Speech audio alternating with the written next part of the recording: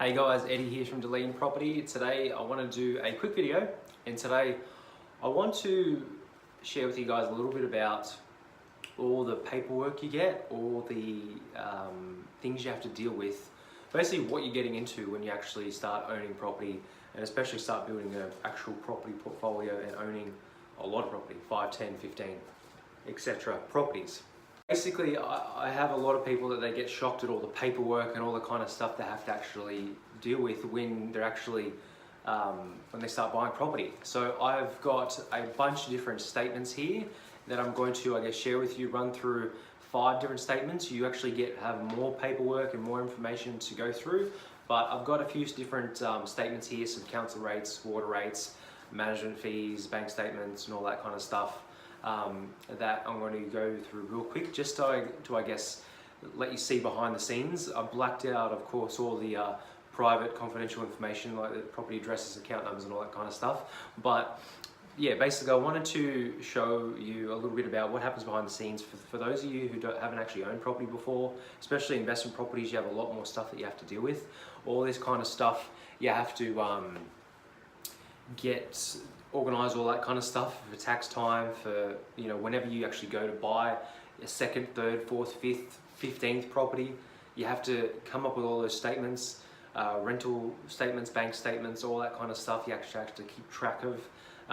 So at the moment I've got 16 properties. It's a lot of stuff to keep track of, and I just basically wanted to jump on here and show you a little bit about it. So basically the first one we've got would be, this is a property that I have in the Gold Coast, and this is from like last year, so yeah, bear in mind it's all paid and all that kind of stuff.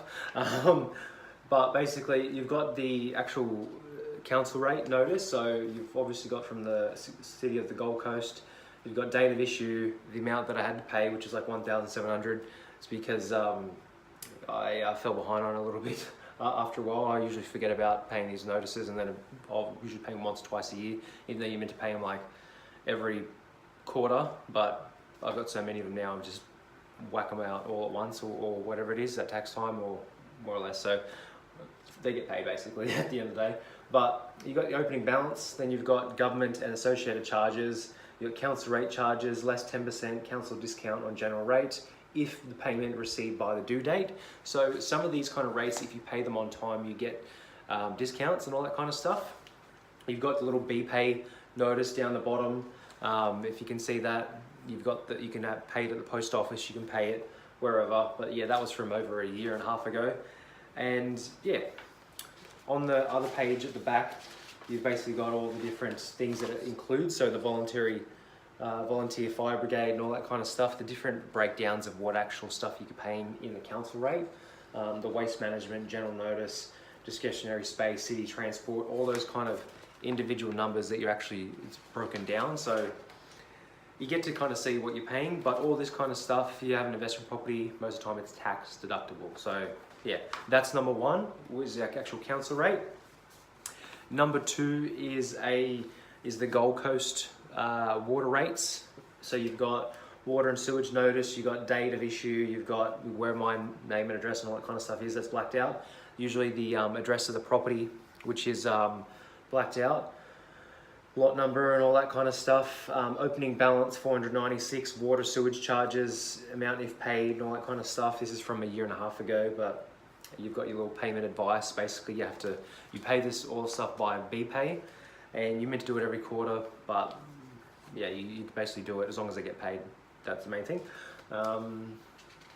Yeah, so the second page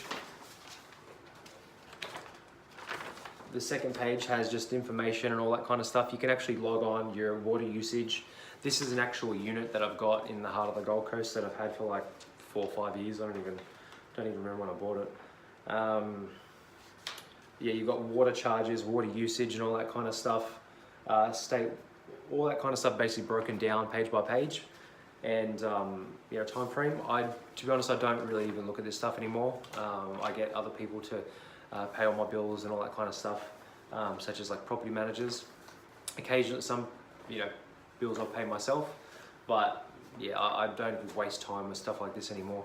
So that's water rates. You've got other things. This is another thing. So this is a property management statement. This is for a financial year. So this property right here, you've got the owner income expenditure. So I've got it basically blacked out all the exact address and everything. But you can see who manages this property at that time. This is a year and a half ago. Then you've got the property income. So income per year was about $10,000, $10,500. It was a little bit, it was vacant for a little while. You had expenditure, which had some electrical, plumbing, letting fees, GST on management fees and all that kind of stuff right there. So you can see that added up. All the expenses was about $2,000, and the balance net income paid to the owner, $8,200 from that side of things. So yeah, that's a rental statement. Basically, you've got to keep track of all this kind of stuff. Another thing is a bank statement, which I'm just making sure that I don't have any account numbers or anything like that on here. But you've got this property I've got with Commonwealth Bank. This is from last year as well, over a year ago. Just the type of home loan it is, loan snapshot, opening balance, etc. I've blacked out all the balances, but you've got government charges, bank fees, interest, repayments.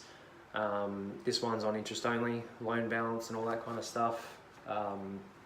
Yeah, you basically get one of these every single month that has all your details on it.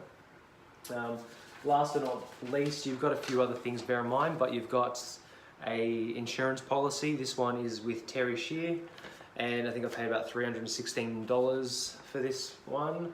But basically, this covers all your landlord insurance and everything like that. So basically, there's a long story short, there's a lot of paperwork and documents and all that kind of stuff you've got to keep track of. That's only 5 or 6 different documents. There's actually even more than that. There's depreciation reports, there's all that kind of stuff. So bear in mind, when you start owning a lot of property, there's a lot of bills come in. The amount of mail that I get on a day-to-day basis is just absolutely ridiculous. But yeah, it's part of the process. And the more, I guess, mail and all that kind of stuff you get, the bigger your property portfolio is growing and the more money you're making. So yeah, I hope this has given you an insight to the behind the scenes, all the paperwork and all that kind of stuff that comes with it, all the responsibility. So thanks for watching, guys, and I look forward to catching you next video. Bye.